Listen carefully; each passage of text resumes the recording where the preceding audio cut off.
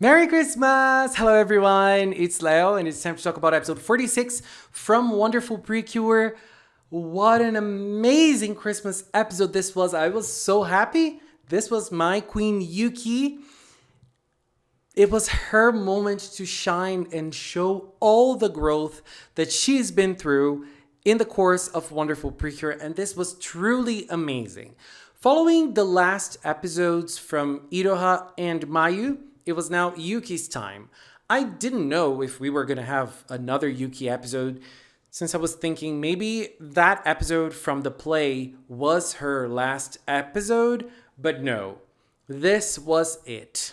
And it was truly, truly brilliant. What a strong Christmas episode this was. One of my favorite episodes from the season and truly incredible. So there's a whole transformation, and I feel like one word that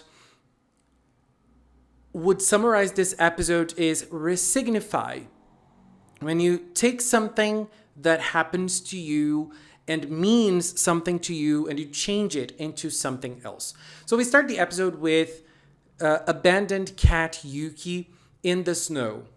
And for her, when she was abandoned, all alone, all by herself, that was something bad.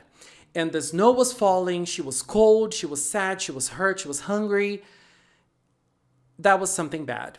And we start the episode with that. And then when she wakes up, she is safe and warm at home with Mayu. And then they go to a Christmas party in Niko Garden. And lots of things happen in this Christmas party that are relevant to show us, the viewers, and to show Yuki as well what has happened to her and how she's changed over the course of the events of this season. So we have the little Christmas party. We have some pretty sweet moments between Iroha and Satoru. We have Daifuku there. I was very happy with Daifuku. And it was very funny that Satoru wanted to give Iroha a present and he wanted to wait for a moment that they would be only the two of them by themselves. And he's romantic. He wanted to have a special moment with her. But Iroha, she's a little bit more oblivious to that. And she gave him her present, the present that she was knitting, that Mayu was teaching her. And then she was able to put a little Daifuku there. It was so adorable. Super sweet moment. And then we had other moments of the kid-eating animals as well. And one of the kid-eating animals baked sweets and the sweets all cracked and Yuki helped him. You know, this is something that Yuki does now. She helps other animals. She helps other people because she learned that through the course of the series. And then after the performances, the talent show, she sees Niko-sama and Niko-sama asks her, "What did you think of my performance?" And I was thinking maybe she would say like, "Oh, you sang super well, you danced super well." And Yuki's speech was like, "Okay, you worked so hard to make people smile. That's admirable." Like, girl, is that supposed to be a compliment? I mean, I think it is. I think it kind of is. And then at that moment, we see Niko-sama looking at her and Yuki telling her, "I couldn't have done it." So like Yuki wouldn't work hard to make other people smile. But then that is Yuki's point of view about herself. And Niko-sama looks at her and says, "That's not right, baby. What you do is the opposite. You work hard for people to smile." And this is probably something that Yuki hasn't really noticed before. And so she goes on to another Christmas party. She takes Komugi with her.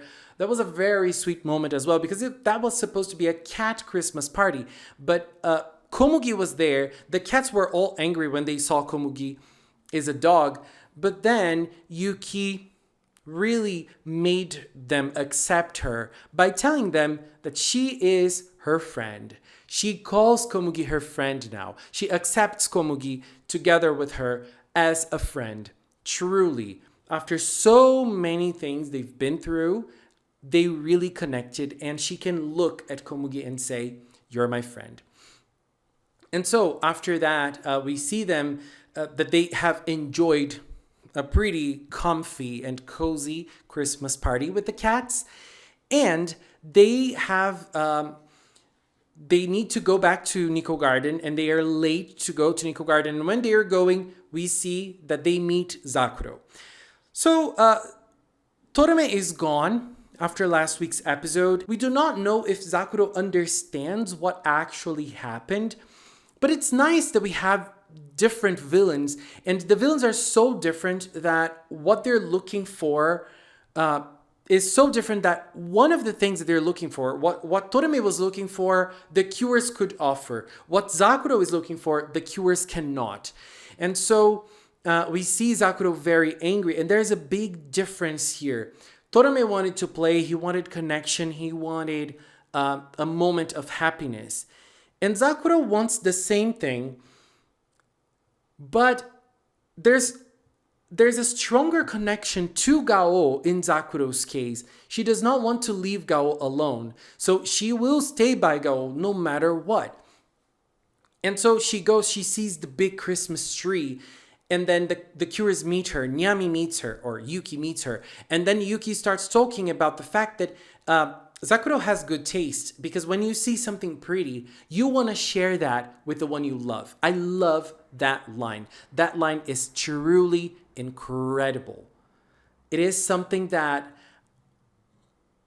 happens. It's real. Whenever you see something you love, you want to share that with the people you love, with the ones that are close to you. And that was represented by that beautiful Christmas tree in Pretty Holic. And Yuki asks her, "You want to share this with Gao, right?" And she was like, yeah, but she did not want to, make that connection with them, because for her, it is different. And even though she is trying to make things right with Gao, and she wants this, in that conversation, we saw that she had some sort of feeling towards the family of wolves, the pack of wolves. She also cares about them. She also thinks about them. But for her, it's different.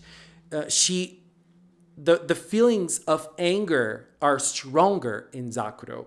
And so the cures arrive with a sleigh, and Zakuro turns the reindeer into a Gaogaon, and the combat starts. The action starts. I really like the action.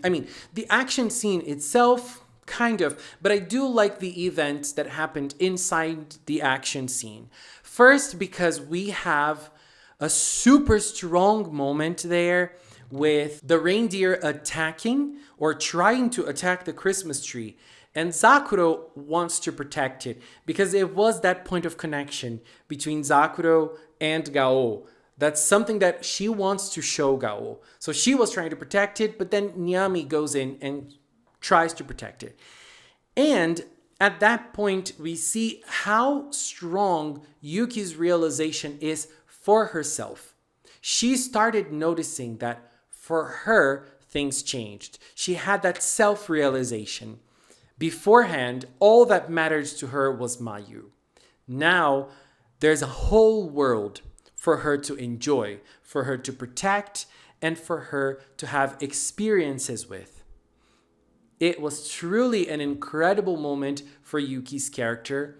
I loved it. And then we have some other moments, and the action scene ends with Nyami for the first time hugging an animal. I feel like that is the last stretch for her character. She's helped lots of Gaogaons, of Garugarus. She did lots of things that she could have done in the show. But now, after all her evolution, that is her last goal. Actually hugging, having that physical connection with another animal, and showing kindness in this way. And she did it by herself, because there were other instances that they all did it together, but this time she was the one who did it. And they purified it. And at the end, we discover that the cures are going to be handing out presents in in Christmas for kids, and they are going to be like, this is the last part of their Christmas party, and they invite Zakuro to be part of it. They also want Zakuro to be part of something. But what matters to Zakuro is Gao, and she does not want to leave Gao by himself, so she leaves, she storms, and she goes back. And then the episode ends with them on the sleigh and giving out presents, handing out presents to everybody. And the last scene is the resignification. That's when we have the word resignify to Kurinyami or to Yuki. At the start of the episode, she is that scared cat, that lonely cat, that hungry cat, that hurt cat that sees snow as something bad, melancholic, sad. And then at the end of the episode, it's snowing. But Nyami is not alone. Nyami has friends. She has connections. She has bridges. She has people around her. It was truly something incredible. And I loved the conclusion because she resignified what snow means to her. And snow is a big part of her character because it appears in her transformation. We see snowflakes in her transformation, and now it's understandable why. It is part of her evolution as a character, and it's kind of the last thing that she had to resignify inside of her. I found that truly amazing and incredible. I loved every single thing about it. Truly. Really, really incredible. Anyways, babies, this is it for now. Next week, not next week because there's no episode next week, but next year, Gao is back. Ooh, girl, what's gonna happen? I'm curious and scared. But for now, Merry Christmas. I hope you have an amazing Christmas together with your loved ones or with yourself or with your loved animals, just like Wonderful shows us. I hope this is a truly special date. And if it's a sad date for you, just remember, it's just a day, just like any other. Anyways, babies, this is it for now. I want to take this little time to thank the members of the Magical Cinema channel. If you're a member here on YouTube, if you're a member on Patreon, if you support me on Throne, thank you very, very much. And if you've watched up to now, thank you so much as well. Thanks so much for watching, and until next time, bye-bye.